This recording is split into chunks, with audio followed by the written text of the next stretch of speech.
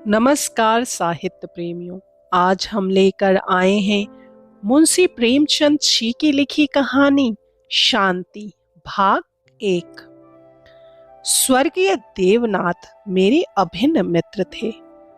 आज भी जब उनकी याद आती है तो वह रंग रेलियां आंखों में फिर जाती हैं और कहीं एकांत में जाकर जरा रो लेता हूँ। हमारे देर रो लेता हूँ। हमारे बीच में जो 200-250 मील का अंतर था, मैं लखनऊ में था, वह दिल्ली में। लेकिन ऐसा शायद ही कोई महीना जाता हो कि हम आपस में ना मिल पाते हों। वह स्वच्छंद प्रकृति के विनोद प्रिय, सहृदय, उदार और मित्रों पर प्राण देने वाला आदमी था, जिन्होंने अपने और पराये में कभी भेद नहीं किया। संसार क्या है और यहाँ लौकिक व्यवहार का कैसा निर्वाह होता है, यह उस व्यक्ति ने कभी न जानने की चेष्टा की। उनकी जीवन में ऐसे कई अवसर आए जब उन्हें आगे के लिए होशियार हो जाना चाहिए था। मित्रों ने उनकी निष्कपटता से अनुचित लाभ उठाया और कई बार उन्हें लज्जित भी होना पड़ा। लेकिन उस भले आदमी ने जीवन से कोई सबक लेने की कसम खा ली थी। उनके व्यवहार ज्यों के त्यों रहे। जैसे भोलानाथ जिए वैसे ही भोलानाथ मरे। जिस दुनिया में वह रहते थे वह निराली दुनिया थी, जिसमें संदेह, चालाकी और कपट के लिए स्थान ना था।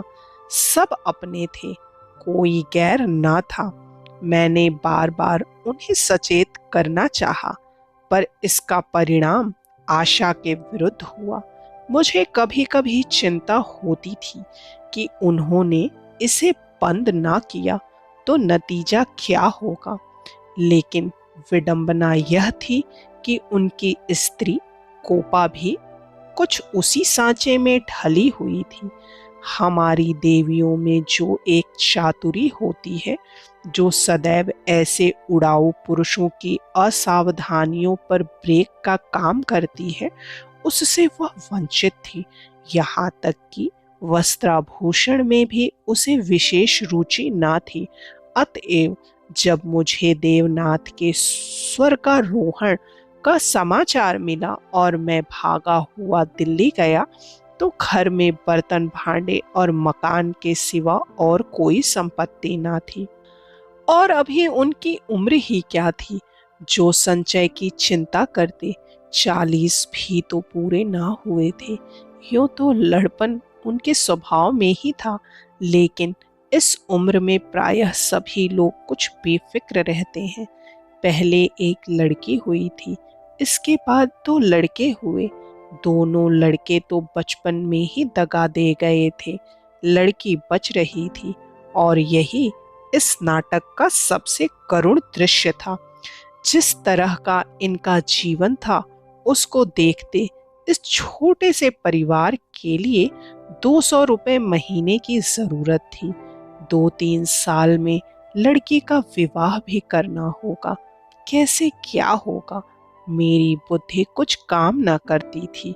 इस अवसर पर मुझे यह बहुमूल्य अनुभव हुआ कि जो लोग सेवा भाव रखते हैं और जो स्वार्थ सिद्धि को जीवन का लक्ष्य नहीं बनाते, उनके परिवार को आड़ देने वालों की कमी नहीं रहती। यह कोई नियम नहीं है, क्योंकि मैंने ऐसे लोगों को भी देखा है जिन्होंने जीवन में बहुतों के साथ अच्छे सलूक किए, पर उनके पीछे उनके बाल बच्चे की किसी ने बात तक न पूछी। लेकिन चाहे कुछ हो, देवनाथ के मित्रों ने प्रशंसनीय औदार्य से काम लिया और कोपा के निर्वाह के लिए स्थायी धन जमा करने का प्रस्ताव किया। 2-1 सज्जन जो रंडुए थे उससे विवाह करने को तैयार थे, किंतु गोपा ने भी उसी स्वाभिमान का परिचय दिया जो महारी देवियों का जौहर है, और इस प्रस्ताव को अस्वीकार कर दिया।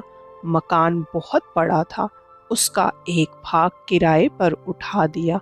इस तरह उसको 50 रुपए महावर मिलने लगे। वह इतने में ही अपना निर्वाह कर लेगी। जो कुछ खर्च था वह सुन्नी की जात से था। गोपा के लिए तो जीवन में अब कोई अनुराग ही न था। इसके 1 महीने के बाद मुझे कारोबार के सिलसिले में विदेश जाना पड़ा, और वहां मेरे अनुमान से कहीं अधिक 2 साल लग गए। गोपा के पत्र बराबर जाते रहते थे, जिससे मालूम होता था वे आराम से हैं, कोई चिंता की बात नहीं। मुझे पीछे ज्ञात हुआ कि गोपा ने मुझे भी गैर समझा और वास्तविक स्थिति छिपाती रही। विदेश से लौटकर मैं सीधा दिल्ली पहुंचा। द्वार पर पहुंचते ही मुझे भी रोना आ गया। मृत्यु की प्रतिध्वनि सी छाई हुई थी। जिस कमरे में मित्रों के जमघट रहते थे, उनके द्वार बंद थे। मकड़ियों ने चारों ओर जाले तान रखे थे। देवनाथ के साथ वह श्री लुप्त हो गई थी। पहली नजर में मुझे तो ऐसा भ्रम हुआ कि देवनाथ द्वार पर खड़े मेरी ओर देखकर मुस्कुरा रहे हैं। मैं मिथ्यावादी नहीं हूँ और आत्मा की दैहिकता में मुझे संदेह है, लेकिन उस वक्त एक बार मैं चौंक जरूर पड़ा। हृदय में एक कंपन सा उठा, लेकिन दूसरी नजर में प्रतिमा मिट चुकी थी। द्वार खुला। गोपा के सिवा खोलने वाला ही कौन था? मैंने उसे देखकर दिल थाम लिया। उसे मेरे आने की सूचना थी और मेरे स्वागत की प्रतीक्षा में उसने नई साड़ी पहन ली थी और शायद बाल भी गुथा लिए थे। पर इन 2 वर्षों के समय ने उस पर जो आघात किए थे, उन्हें क्या करती। नारियों के जीवन में यह वह अवस्था है जब रूप लावण्य अपने पूरे विकास पर होता है, जब उसमें अल्लढ़पन, चंचलता और अभिमान की जगह आकर्षण, माधुर्य और रसिकता आ जाती है। लेकिन गोपा का यौवन बीत चुका था। उसके मुख पर झुर्रियां और विषाद की रेखाएं अंकित थीं, जिन्हें उसकी प्रयत्नशील प्रसन्नता भी न मिटा सकती थी। केशों पर सफेदी दौड़ चली थी और एक एक अंग बूढ़ा हो रहा था। मैंने करुण स्वर में पूछा, क्या तुम बीमार थी गोपा? गोपा ने आंसू पीकर कहा, नहीं तो मुझे कभी सिर दर्द भी नहीं हुआ। तो तुम्हारी यह क्या दशा है? बिल्कुल बूढ़ी हो गई हो, तो जवानी लेकर करना ही क्या है? मेरी उम्र तो 35 के ऊपर हो गई। 35 की उम्र तो बहुत नहीं होती। हाँ, उनके लिए जो बहुत दिन जीना चाहते हैं। मैं तो चाहती हूँ जितनी जल्द हो सके जीवन का अंत हो जाए। बस सुन्न के ब्याह की चिंता है। इससे छुट्टी पाऊं, मुझे जिंदगी की परवाह न रहेगी। अब मालूम हुआ कि जो सज्जन इस मकान में किराएदार हुए थे, वह थोड़े दिनों के बाद तब्दील होकर चले गए और तब से कोई दूसरा किराएदार न आया। मेरे हृदय में बरछी सी चुभ गई। इतने दिनों इन बेचारों का निर्वाह कैसे हुआ, यह कल्पना ही दुखद थी। मैंने विरक्त मन से कहा, लेकिन तुमने मुझे सूचना क्यों ना दी? क्या मैं बिल्कुल गैर हूँ? गोपा ने लज्जित होकर कहा, नहीं नहीं, यह बात नहीं। तुम्हें गैर समझूंगी तो अपना किसे समझूंगी? मैंने समझा परदेश में तुम खुद अपने झमेले में पड़े होगे। तुम्हें क्यों सताऊं? किसी ना किसी तरह दिन कट ही गए। घर में और कुछ ना था तो थोड़े से गहने तो थे ही। अब सुनीता के विवाह की चिंता है। पहले मैंने सोचा था इस मकान को निकाल दूंगी, 20-22 हजार मिल जाएंगे, विवाह भी हो जाएगा, कुछ मेरे लिए बचा भी रहेगा। लेकिन बाद को मालूम हुआ कि मकान पहले ही रेहन हो चुका है और सूद मिलाकर उस पर 20,000 हो गए हैं। महाजन ने इतनी ही दया क्या कम की कि मुझे घर से निकाल न दिया। इधर से तो अब कोई आशा नहीं है। बहुत हाथ पांव जोड़ने पर संभव है महाजन से 2-2.5 हजार मिल जाएं। इतने में क्या होगा, इसी फिक्र में घुली जा रही हूँ।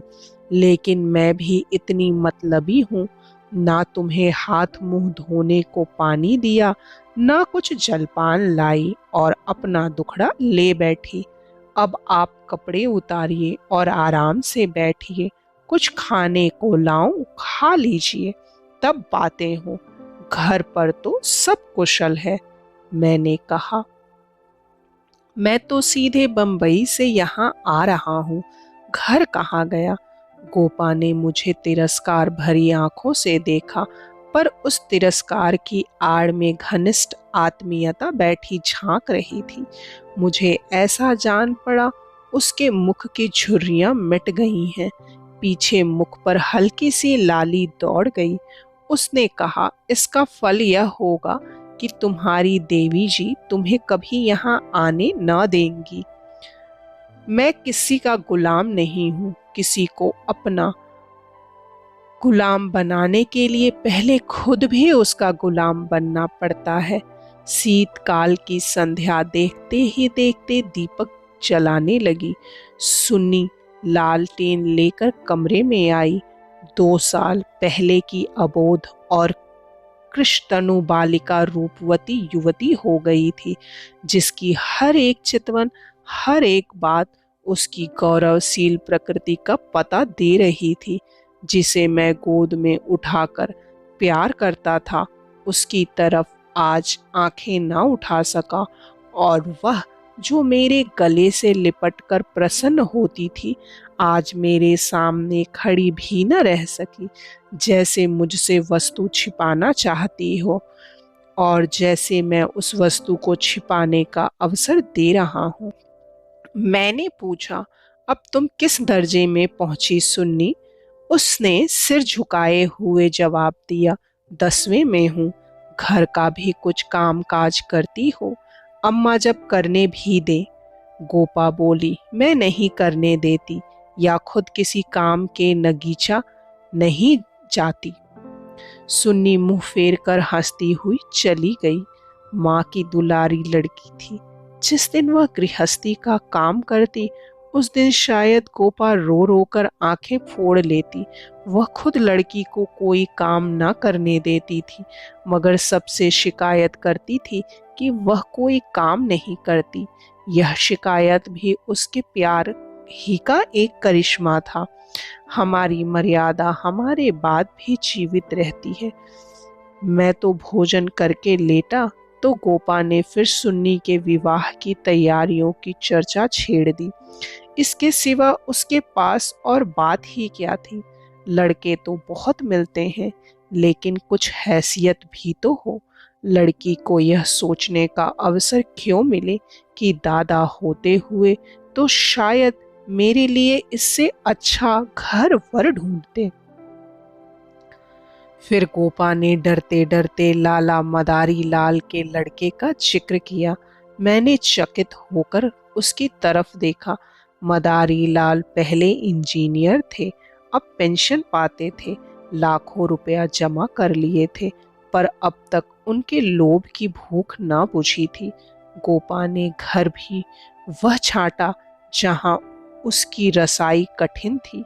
मैंने आपत्ति की, मदारी लाल तो बड़ा दुर्जन मनुष्य है। गोपा ने दांतों तले जीभ दबाकर कहा, अरे नहीं भैया, तुमने उन्हें पहचाना ना होगा। मेरे ऊपर बड़े दयालु हैं, कभी कभी आकर कुशल समाचार पूछ जाते हैं। लड़का ऐसा होनहार है कि मैं तुमसे क्या कहूँ। फिर उनके यहाँ कमी किस बात की है? यह ठीक है कि पहले वह खूब रिश्वत लेते थे, लेकिन यहाँ धर्मात्मा कौन है? कौन अवसर पाकर छोड़ देता है। मदारी लाल ने तो यहाँ तक कह दिया कि वह मुझसे दहेज नहीं चाहते, केवल कन्या चाहते हैं। सुन्नी उनके मन में बैठ गई है। मुझे गोपा की सरलता पर दया आई, लेकिन मैंने सोचा क्यों इसके मन में किसी के प्रति अविश्वास उत्पन्न करूं। संभव है मदारी लाल वह न रहे हों। चित्त का भावनाएं बदलती भी रहती हैं। मैंने अर्धसहमत होकर कहा, मगर यह तो सोचो उनमें और तुम में कितना अंतर है। शायद अपना सर्वस्व अर्पण करके भी उनका मुंह नीचा ना कर सकूं। लेकिन गोपा के मन में बात जम गई थी। सुन्नी को वह ऐसे घर में चाहती थी जहां वो रानी बनकर रहे। दूसरे दिन प्रातःकाल मैं मदारी लाल के पास गया और उनसे मेरी जो बातचीत हुई उसने मुझे मुग्ध कर दिया। किसी समय वह लोभी रहे होंगे। इस समय तो मैंने उन्हें बहुत ही सहृदय, उदार और विनयशील पाया। बोले, भाई साहब, मैं देवनाथ जी से परिचित हूँ। आदमियों में रत्न थे। उनकी लड़की मेरे घर आए, यह मेरा सौभाग्य है। आप उनकी माँ से कह दें, मदारी लाल उनसे किसी चीज की इच्छा नहीं रखता। ईश्वर का दिया हुआ मेरे घर में सब कुछ है। मैं उन्हें जेर बार नहीं करना चाहता। ये 4 महीने गोपा ने विवाह की तैयारियों में काटे।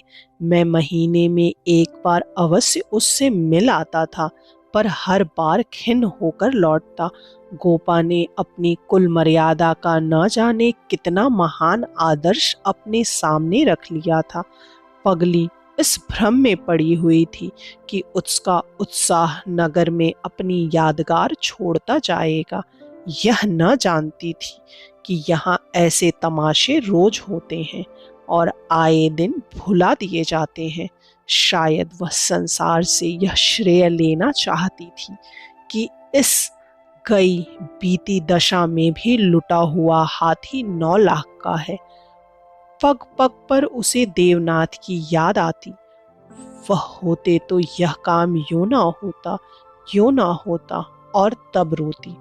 मदारी लाल सज्जन है, यह सत्य है, लेकिन गोपा का अपनी कन्या के प्रति भी कुछ धर्म है। कौन उसके 10-5 लड़कियां बैठी हुई हैं, वह तो दिल खोलकर अरमान निकालेगी। सुन्नी के लिए उसने जितने गहने और जोड़े बनवाए थे, उन्हें देखकर मुझे आश्चर्य होता था। जब देखो कुछ न कुछ सी रही है। कभी सुनारों की दुकान पर बैठी हुई है, कभी मेहमानों के आदर सत्कार का आयोजन कर रही है। मोहल्ले में ऐसा बिरला ही कोई संपन्न मनुष्य होगा जिससे उसने कुछ कर्ज ना लिया हो। वह इसे कर्ज समझती थी, पर देने वाले दान समझकर देते थे। सारा मोहल्ला उसका सहायक था। सुन्नी अब मोहल्ले की लड़की थी। गोपा की इज्जत सबकी इज्जत है, और गोपा के लिए तो नींद और आराम हराम था। दर्द से सिर फटा जा रहा है। आधी रात हो गई, मगर वह बैठी कुछ न कुछ सी रही है, या इस कोठी का धान उस कोठी कर रही है।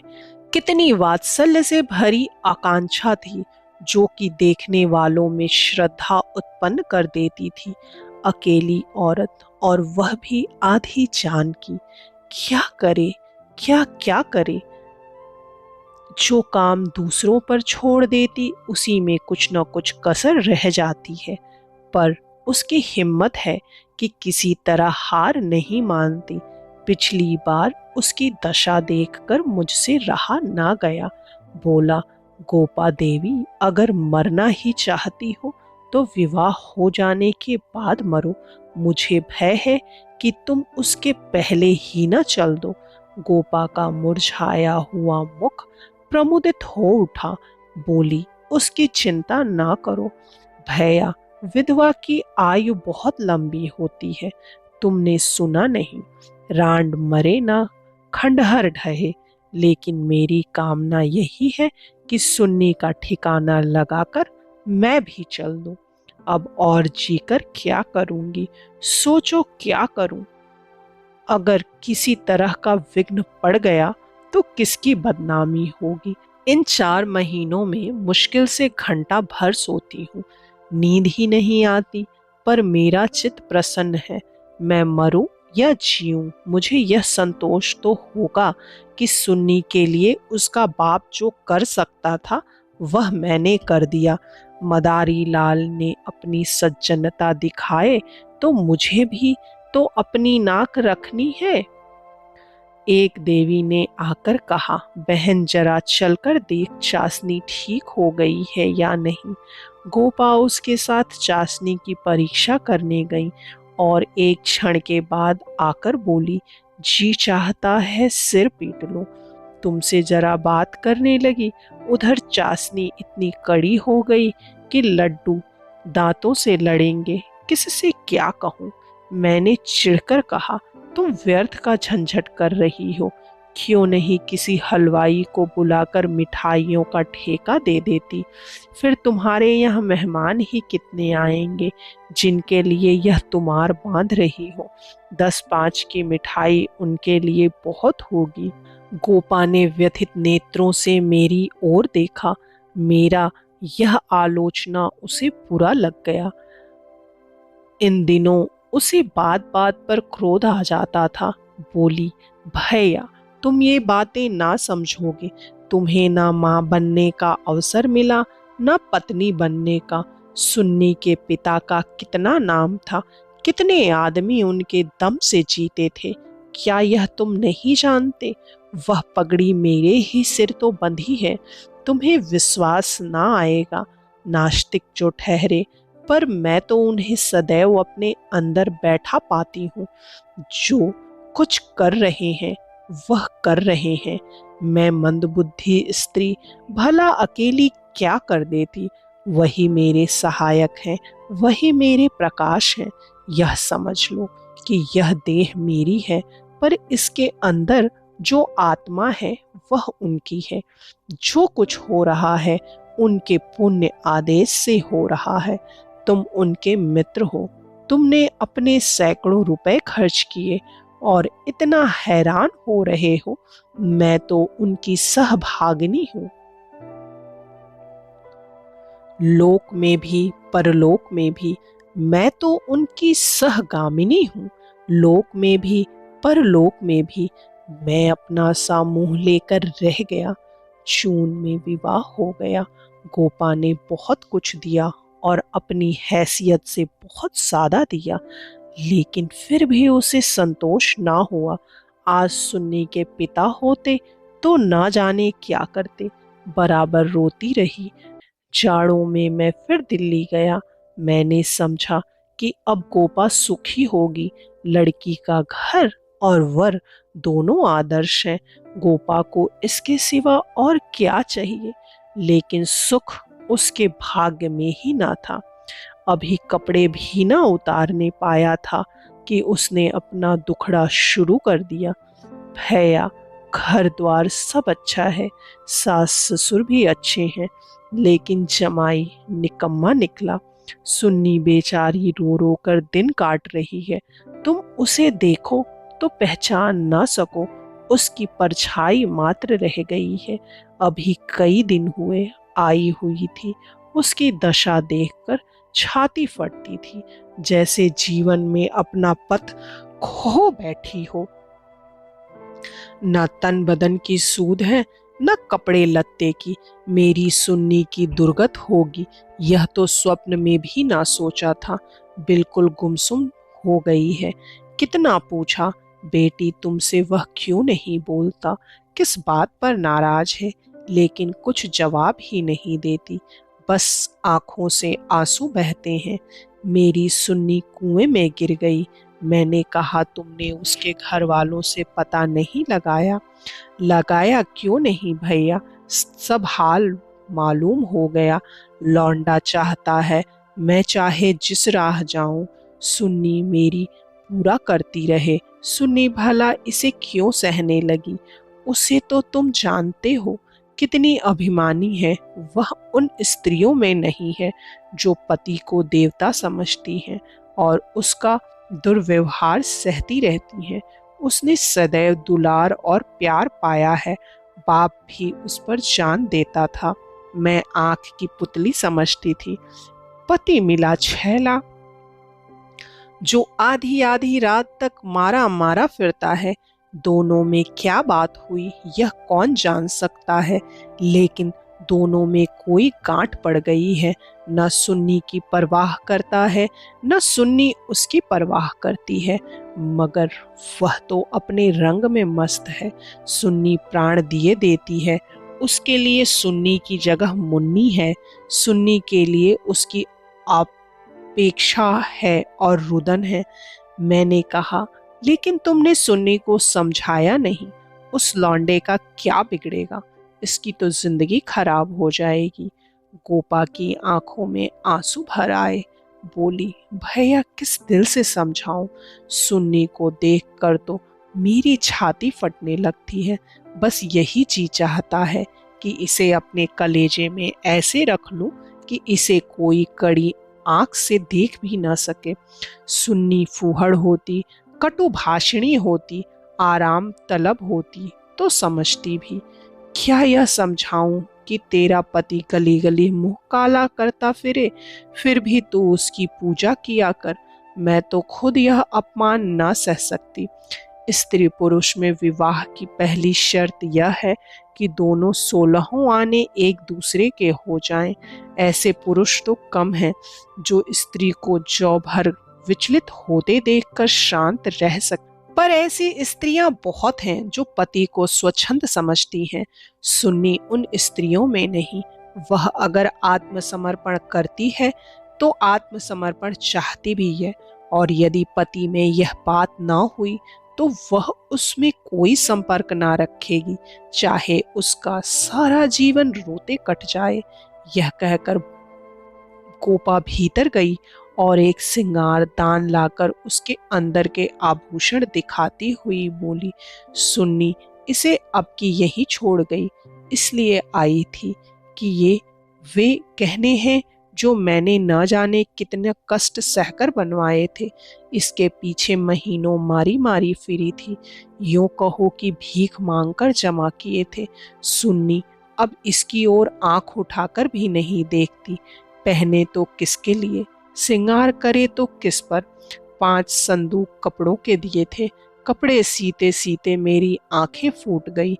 यह सब कपड़े उठाती लाई। इन चीजों से उसे घृणा हो गई है। बस कलाई में 2 चूड़ियां और एक उजली साड़ी, यही उसका सिंगार है। मैंने गोपा को सांत्वना दी, मैं जाकर केदारनाथ से मिलूंगा, देखूं तो वह किस रंग ढंग का आदमी है। गोपा ने हाथ जोड़कर कहा, नहीं भैया, भूल कर भी ना जाना। सुन्नी सुनेगी तो प्राण ही दे देगी। अभिमान की पुतली ही समझो उसे, रस्सी समझ लो जिसके जल जाने पर भी बल नहीं जाते। जिन पैरों से उसे ठुकरा दिया है उन्हें वह कभी न सहलाएगी। उसे अपना बनाकर कोई चाहे तो लौंडी बना ले, लेकिन शासन तो उसने मेरा ना सहा, दूसरों का क्या सहेगी। मैंने गोपा से उस वक्त कुछ न कहा, लेकिन अवसर पाते ही लाला मदारी लाल से मिला। मैं रहस्य का पता लगाना चाहता था। संयोग से पिता और पुत्र दोनों एक ही जगह पर मिल गए। मुझे देखते ही केदार ने इस तरह झुककर मेरे चरण छुए कि मैं उसकी शालीनता पर मुग्ध हो गया। तुरंत भीतर गया और चाय, मुरब्बा और मिठाइयाँ लाया। इतना सौम्य, इतना सुशील, इतना विनम्र युवक मैंने ना देखा था। यह भावना ही ना हो सकती थी कि इसके भीतर और बाहर में कोई अंतर हो सकता है। जब तक रहा सिर झुकाए बैठा रहा। उच्च श्रृंखलता तो उसे छू भी नहीं गई थी। जब केदार टेनिस खेलने गया तो मैंने मदारी लाल से कहा, केदार बाबू तो बहुत सचरित्र जान पड़ते हैं, फिर स्त्री पुरुष में इतना मनोमालिन्य क्यों हो गया है। मदारी लाल ने एक क्षण विचार करके कहा, इसका कारण इसके सिवा और क्या बताऊं कि दोनों अपने माँ बाप के लाडले हैं और प्यार लड़कों को अपने मन का बना देता है। मेरा सारा जीवन संघर्ष में कटा, अब जाकर जरा शांति मिली है। भोग विलास का कभी अवसर ही न मिला। दिन भर परिश्रम करता था, संध्या को पढ़कर सो जाता था। स्वास्थ्य भी अच्छा ना था, इसलिए बार बार यह चिंता सवार रहती थी कि संचय कर लूं, ऐसा ना हो कि मेरे पीछे बाल बच्चे भीख मांगते फिरे। नतीजा यह हुआ कि इन महाशय को मुफ्त का धन मिला, सनक सवार हो गई, शराब उड़ने लगी, फिर ड्रामा खेलने का शौक हुआ। धन की कमी थी ही नहीं, उस पर माँ बाप के अकेले बेटे, उनकी प्रसन्नता ही हमारे जीवन को स्वर्ग था। पढ़ना लिखना तो दूर रहा, विलास की इच्छा बढ़ती गई, रंग और गहरा हुआ। अपने जीवन का ड्रामा खेलने लगे। मैंने यह रंग देखा तो मुझे चिंता हुई, सोचा ब्याह कर दूं, ठीक हो जाएगा। गोपा देवी का पैगाम आया तो मैंने तुरंत स्वीकार कर लिया।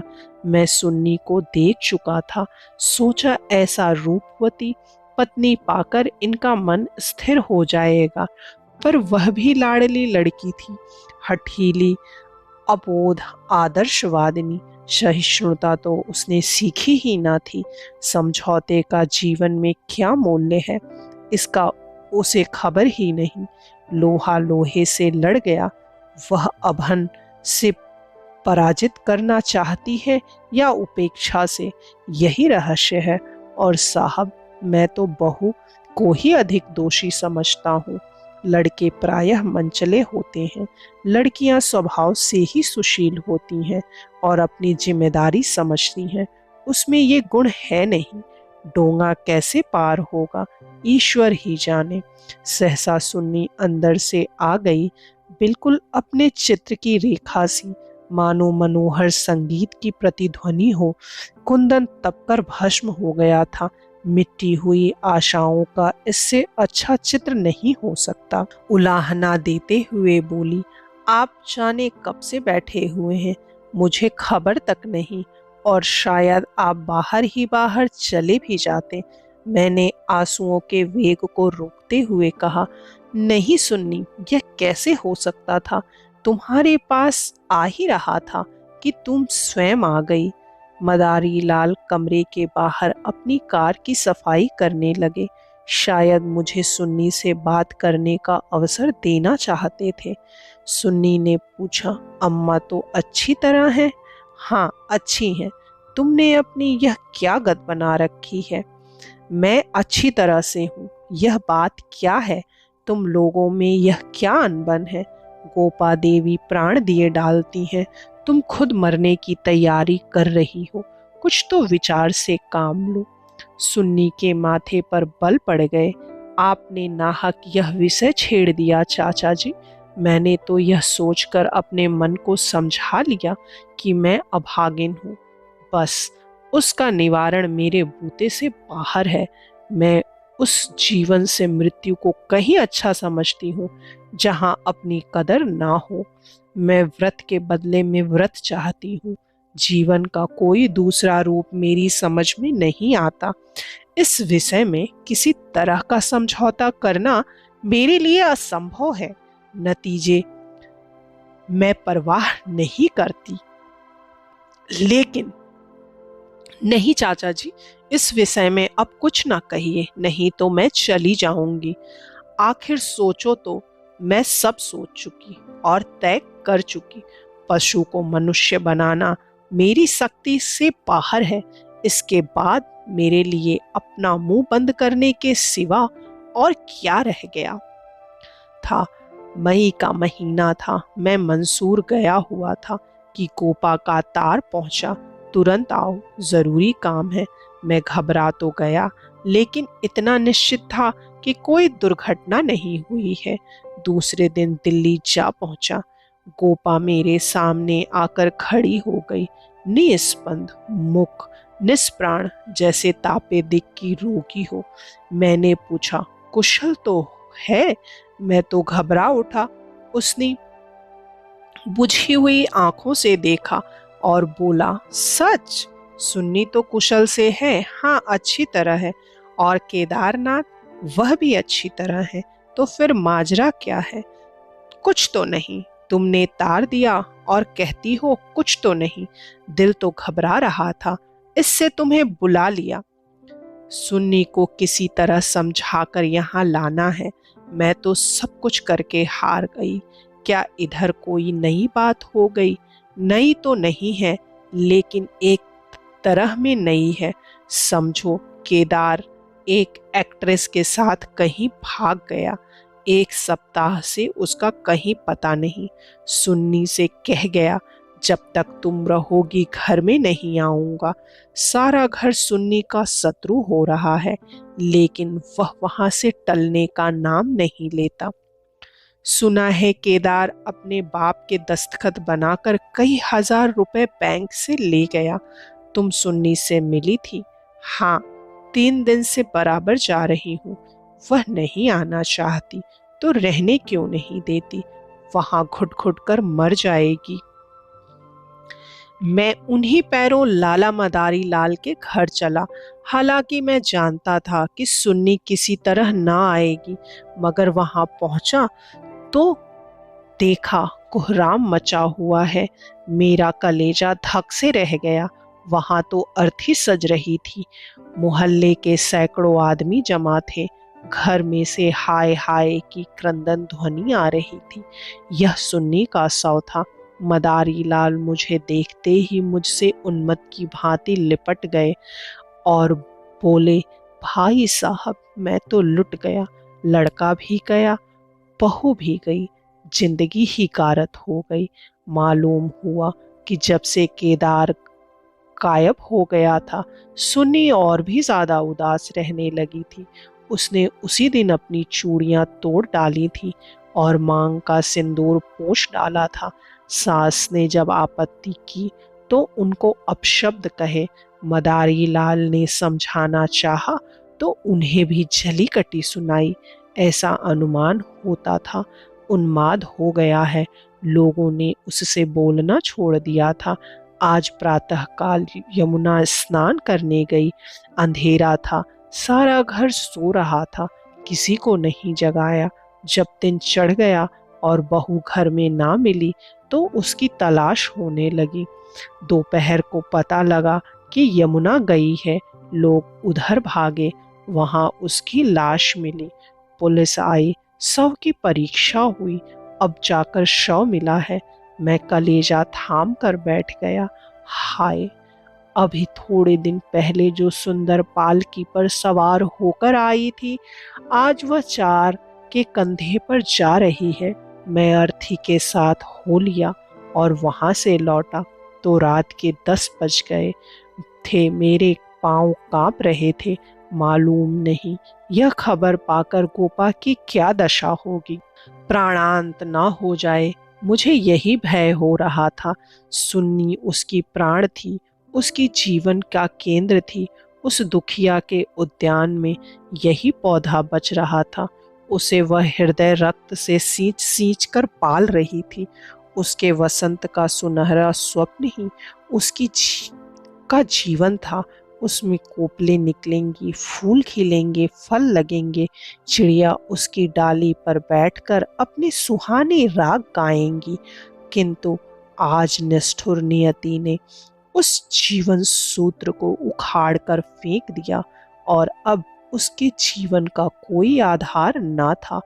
वह बिंदु ही मिट गया था जिस पर जीवन की सारी रेखाएं आकर एकत्र हो जाती थी। दिल को दोनों हाथों से थामे मैंने जंजीर खटखटाई। गोपा एक लालटेन लिए निकली।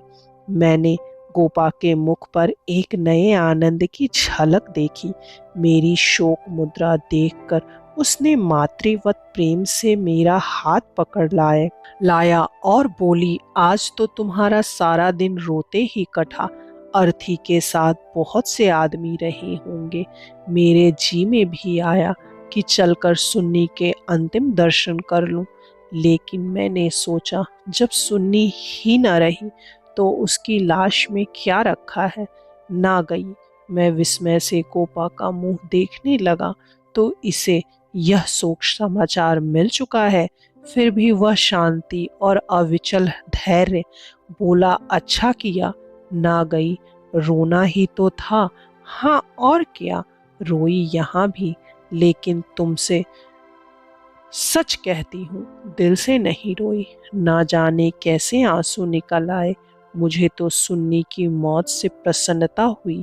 दुखिया अपनी मान मर्यादा लिए संसार से विदा हो गई, नहीं तो ना जाने क्या क्या देखना पड़ता। इसलिए और भी प्रसन्न हूँ कि उसने अपनी आन निभा दी। स्त्री के जीवन में प्यार ना मिले तो उसका अंत हो जाना ही अच्छा। तुमने सुन्नी की मुद्रा देखी थी, लोग कहते हैं ऐसा जान पड़ता था मुस्कुरा रही है। मेरी सुन्नी सचमुच देवी थी। भैया, आदमी इसलिए थोड़े ही जीना चाहता है कि रोता रहे। जब मालूम हो गया कि जीवन में दुख के सिवा कुछ नहीं है तो आदमी जीकर क्या करे, किस लिए जिए। खाने और सोने और मर जाने के लिए। यह मैं नहीं चाहती कि मुझे सुन्नी की याद ना आएगी और मैं उसे याद करके रोऊंगी नहीं, लेकिन वह शोक के आंसू ना होंगे। बहादुर बेटे की माँ उसके वीर गति पर प्रसन्न होती है। सुन्नी की मौत में क्या कुछ कम गौरव है। मैं आंसू बहाकर उस गौरव का अनादर कैसे करूं। वह जानती है, और चाहे सारा संसार उसकी निंदा करे, उसकी माता सराहना ही करेगी। उसकी आत्मा से यह आनंद भी छीन लूं, लेकिन अब रात ज्यादा हो गई है, ऊपर जाकर सो रहो। मैंने तुम्हारी चारपाई बिछा दी है, मगर देखो अकेले पड़े पड़े रोना नहीं। सुन्नी ने वही किया जो उसे करना चाहिए था। उसके पिता होते तो आज सुन्नी की प्रतिमा बनाकर पूजते। मैं ऊपर जाकर लेटा तो मेरे दिल का बोझ बहुत हल्का हो गया था, किंतु रह रहकर यह संदेह हो जाता था कि कोपा की यह शांति उसकी अपार व्यथा का ही रूप तो नहीं है। यदि इस प्रस्तुति ने आपके हृदय को स्पर्श किया हो तो कृपया इस वीडियो को लाइक करें, शेयर करें और साहित्य सागर चैनल को सब्सक्राइब करना ना भूलें। धन्यवाद।